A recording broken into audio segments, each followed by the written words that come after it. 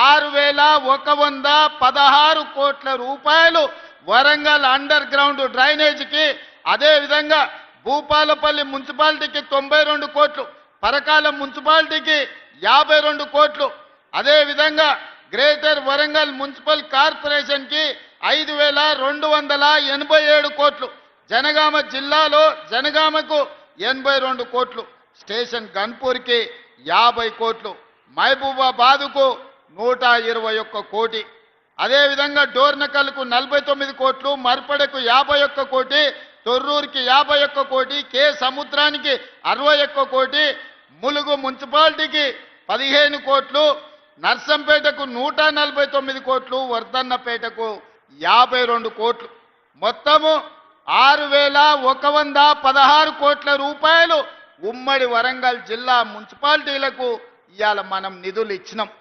ఇవన్నీ పనులు చేసుకోవాలంటే కౌన్సిలర్ మనోడై ఉండాలి. పెద్దలు చెప్పారు మట్టికి పోయినా ఇంటోడే పోవాలని. కౌన్సిలర్ ఎవరో ఉంటే ఎమ్మెల్యేని కలవలేడు, ఎమ్మెల్యేని అడగలేడు, ఎమ్మెల్యేకి చెప్పకపోతే మంత్రి సహాయం అందించలేడు, మంత్రి సహాయం అందించలేకపోతే మున్సిపల్ మంత్రిగా నేను కూడా నిధులు ఇచ్చే పరిస్థితి ఉండదు. కాబట్టి ఆయన కేసీఆర్ ముఖ్యమంత్రి, ఆయన కొడుకే మున్సిపల్ మంత్రి. వెనకటికి ఎవడనంట పెళ్లికి పోయేటప్పుడు అంట పిల్లిని సంకల పెట్టుకొని పోయినట్టు ఏదో ఉంటుంది తోడని. కేసీఆర్ను ముఖ్యమంత్రిని మీరు చేస్తే కొడుకును మున్సిపల్ మంత్రి చేసుకున్నాడు. అయ్యో కొడుకుకు మంత్రి ఇస్తే మరి అల్లుడు అలుగుతాడని ఆయనకు హరీష్ రావుకో మంత్రి ఇచ్చిండు. అయ్యో అల్లుడికి ఇస్తే మళ్ళీ బిడ్డ అలుగుతుంది ఇంటికి రాదని చెప్పి బిడ్డకు కూడా ఎంపీ చేసిండు, ఎమ్మెల్సీ చేసిండు. మళ్ళీ ఇంతమందికి ఇచ్చిన మందులో సోడా పోస్తాయని సంతోష్ రావు అని ఉంటాడు సటకుని కొడుకు, ఆయనకు కూడా రాజ్యసభ ఇచ్చిండు. ఇంటిల్లి పాదికి పదవులు ఇచ్చుకున్నాడు తప్ప మన ఊరికేమన్నా నిధులు ఇచ్చిండా ఒక్కసారి ఆలోచన చెయ్యండి. కాబట్టి కేటీఆర్ మున్సిపల్ మంత్రి అయిందంటే వెనకటికి ఎవరో చెప్పారు తిక్కలోడు తిరణాలకు పోతానంట ఎక్కనిక దిగనికనే సరిపోయిందంటే ఏం చూసింది లేదు, ఏమి తెచ్చింది లేదు. తిక్కలోడు తిరణాల కథ ఉంది కేటీఆర్ మున్సిపల్ శాఖ మంత్రిగా. ఏనాడన్నా భూపాలపల్లికి వచ్చి ఏం కావాలని అడిగినాడా? తెచ్చిండా? అందుకే ఇవాళ అసలుకు నకిలీకి పోటీ. ఆయన గండ్రనే ఈయన గండ్రనే, కానీ ఇది అసలు గండ్రా, అది నకిలీ గండ్రా. ఇది నమ్మకం ఉన్న గండ్రా, అది నమ్మితే మోసం చేసే గండ్రా. ఆ ఎల్ల మీరు గెలిపిస్తే మీ గుండెల మీద దాన్ని శత్రువు సంఖలో చేరిండు. అట్లాంటి నకిలీకి అసలుకి ఈరోజు భూపాలపల్లిలో పోటీ జరుగుతుంది. కాబట్టి మిత్రులారా, ఇవన్నీ ఒకెత్తైతే నిన్న మన కిషన్ రెడ్డి మాట్లాడుతున్నాడు. మొన్ననే నేను చెప్పిన నన్నేదో రేవంత్ ఉద్దీన్ అంటే నాకేం బాధ లేదయ్యా, యాదవులు రేవంత్ యాదవ్ అన్నారు, బుదిరాజులు రేవంత్ ముదిరాజు అన్నారు, గౌడ్లు రేవంత్ గౌడ్ అన్నారు, మాదిగలు రేవంత్ మాదిగ అన్నారు, మా సీతక్క రేవంత్ అన్న మా కోయ బిడ్డ మా సమ్మక్క సారలమ్మ చేసిండని చెప్పిండ్రు. ఇట్లా ఎవరికి వాళ్ళు నన్ను వాళ్ళ సామాజిక వర్గంలోనే కాదు వాళ్ళ కుటుంబ సభ్యులుగా భావించరు. నేను అందరి వాడిని, అందరి కోసం పనిచేసేవాడిని. నన్ను ఎవరు ఏ పేరు మీద పిలుచుకున్నా నాకేం బాధ లేదు, నేను సంతోషంగా స్వీకరిస్తా. రేవంత్ ఉద్దీన్ అన్నా పర్వాలేదు, పీటర్ రేవంత్ అన్నా పర్వాలేదు, రేవంత్ మాదిగ అన్నా పర్వాలేదు రామచంద్రరావు గారు. కానీ నీ పక్కలో ఉన్న కిషన్ రెడ్డి ఉన్నాడు కదా, ఆయన కల్వకుంట్ల కిషన్ రావుగా మారి కేసీఆర్ కేటీఆర్ని అరెస్టు చేయకుండా ఆపుతున్నాడు కదా, గాదాని సంగతి చెప్పమని నేను అడిగితే కిషన్ రెడ్డి అంటుండు నేనేమన్నా ముఖ్యమంత్రినా, నేను ఎట్లా అరెస్టు చేస్తాను.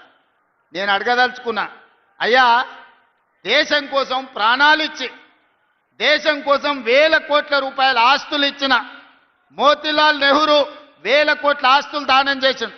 పండిత్ జవహర్లాల్ నెహ్రూ 10 ఏళ్ళు స్వతంత్రం కోసం జైల్లో ఉన్నాడు. మహాత్మా గాంధీ ఈ స్వతంత్రాన్ని కాపాడడానికి ప్రాణాలు ఇచ్చిండు. ఇందిరాగాంధీ ఈ దేశం కోసం రక్తం చిందించింది. రాజీవ్ గాంధీ ఈ దేశాన్ని సమైక్యంగా ఉంచడానికి ఈరోజు ఆత్మ బలిదానం చేసుకొని ఒక వీరుడుగా ఈరోజు పని చేస్తున్నాడు. అలాంటి వారసత్వం 1000 కోట్ల ఆస్తులను పేదల కోసం దానం చేసిన సోనియా గాంధీ రాహుల్ గాంధీ గారిని సిబిఐ కేసుల పేరు మీద, ఈడీ కేసుల పేరు మీద రోజుల కొద్దీ ఢిల్లీ వీధుల్లో నడిపించి సర్వం త్యాగం చేసిన గాంధీ కుటుంబాన్ని అవమానించిన సిబిఐ ఈడీ మీది కాదా, మీ మోడీది కాదా అని నేను అడుగుతున్నా. ఈ తెలంగాణ రాష్ట్రం ఇచ్చిన తెలంగాణ తల్లిని ఈడీ కేసులు పెట్టి ఆడబిడ్డను ఈరోజు మానసిక క్షోభకు గురి చేస్తున్నారు. మీకు ఉసురు తలగదా మోడీ గారిని కిషన్ రెడ్డి నేను అడుగుతున్నా. ఇవాళ కన్యాకుమారి నుంచి కశ్మీర్ వరకు మండు టెండల్లో మంచు కొండల్లో 4000 కిలోమీటర్లు 150 రోజులు నడిచి ప్రతి పేదవాడి సమస్యను తెచ్చుకున్న, ప్రతి పేదవాడి గుండెను, ప్రతి పేదవాడి గూడాన్ని తలుపు తట్టిన రాహుల్ గాంధీని ఈడీ సిబిఐ కేసులతో వేధిస్తున్నారు కదా. మోడీ గారి దగ్గర ఉన్న ఈడీ సిబిఐ గాంధీ కుటుంబాన్ని వేధించడానికి ఉపయోగించినప్పుడు ఈరోజు కూలేశ్వరం అయిపోయింది, పక్కనే ఉంది.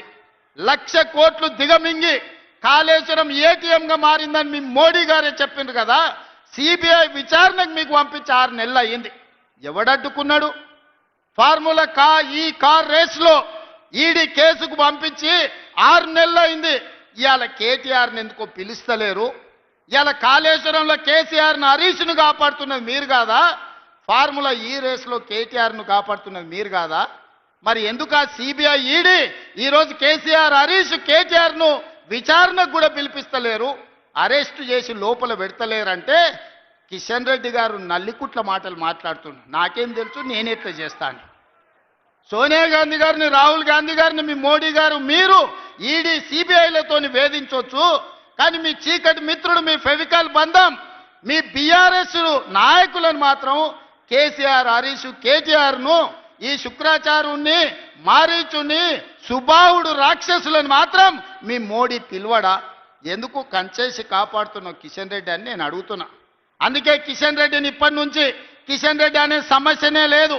కేసీఆర్ హరీష్ కేటీఆర్ని అరెస్టు చేసే వరకు కిషన్ రెడ్డి పేరు కల్వకుంట్ల కిషన్ రావుగా పేరు మార్చి కేసీఆర్కు దొంగపుత్రుడైతే కిషన్ రెడ్డి దత్తపుత్రుడు కేసీఆర్కు, ఇద్దరు కలిసి కేసీఆర్ దోపిడిని ఈరోజు కాపాడే ప్రయత్నం చేస్తున్నారు.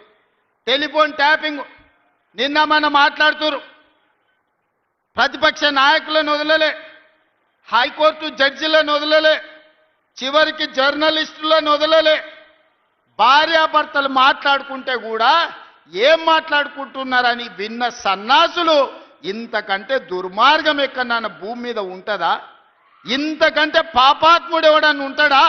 పెళ్ళా మొగుడు ఫోన్లో మాట్లాడుకుంటే కూడా వాళ్ళ మాటలిని, సినిమా తారల మాటలిని, ప్రతిపక్ష నాయకుల మాటలిని, జర్నలిస్టులను జడ్జిలను కూడా బ్లాక్మెయిల్ చేసి, వ్యాపారాలు చేసుకునేటోళ్లను బ్లాక్మెయిల్ చేసి, ఎవరో కాదు బీజేపీ ఎంపీ విశ్వేశ్వరరెడ్డి గారే చెప్పారు, మా ఫోన్లని మా భూములు కొనుక్కున్నోళ్లను బ్లాక్మెయిల్ చేసి కోట్ల రూపాయలు ఎలక్టోరల్ బాండ్స్ వసూలు చేసిండ్రు, మమ్మల్ని బెదిరించి మా దగ్గర కోట్ల రూపాయలు కొల్లగొట్టిందని. టెలిఫోన్ ట్యాపింగ్ ద్వారా బ్లాక్మెయిల్ చేసి కోట్ల రూపాయలు వసూలు చేసుకున్న బీఆర్ఎస్ను బ్లాక్మెయిల్ రాజకీయ సమితి అని ఈరోజు నేను అధికారికంగా చెప్పదలుచుకున్నా. ఈరోజు బీఆర్ఎస్ అంటే బ్లాక్మెయిల్ రాజకీయ సమితి.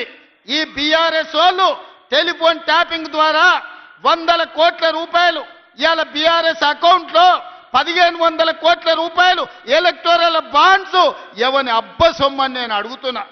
1000 కోట్ల రూపాయల ఇవాళ ఆస్తులు, 100 ఎకరాల భూములు వ్యాపారస్తులను బెదిరించి అగ్వసాగ్వకు వాళ్ళ భూములు కొనుక్కున్న మాట వాస్తవం కాదా? గుంజుకున్న మాట వాస్తవం కాదా? మరి ఎందుకు వాళ్ళను తీసి బొక్కలేసే పని మోడీ కిషన్ రెడ్డి చేస్తలేరని నేను అడుగుతున్నా. అందుకే మిత్రులారా, చేసిన పాపాలు ఊరికే పోవు. ఆ పాపాల ఊబిలోనే బీఆర్ఎస్ కూరుకుపోతుంది. ఈ కేసుల నుంచి తప్పించుకోవడానికే మొన్న పార్లమెంట్ ఎన్నికల్లో 8 సీట్లు బీజేపీలను గెలిపించారు. ఇవాళ మున్సిపల్ ఎన్నికల్లో కూడా అదే రకమైన ప్రయత్నం చేస్తున్నారు. అందుకే అప్రమత్తంగా ఉండండి. ముఖ్యంగా కాంగ్రెస్ పార్టీ కార్యకర్తలకు నేను విజ్ఞప్తి చేస్తున్నా, బీఆర్ఎస్ బీజేపీ వేరు వేరు కాదు. బొమ్మ బొరుసు లాంటి వాళ్ళు, బిల్లా రంగా లాంటి వాళ్ళు, వాళ్ళిద్దరు కూడబలుక్కొని ప్రత్యక్షంగా ఒకడు పరోక్షంగా ఒకడు కాంగ్రెస్ పార్టీని ఓడగొట్టాలని, కాంగ్రెస్ పార్టీని దెబ్బతీయాలని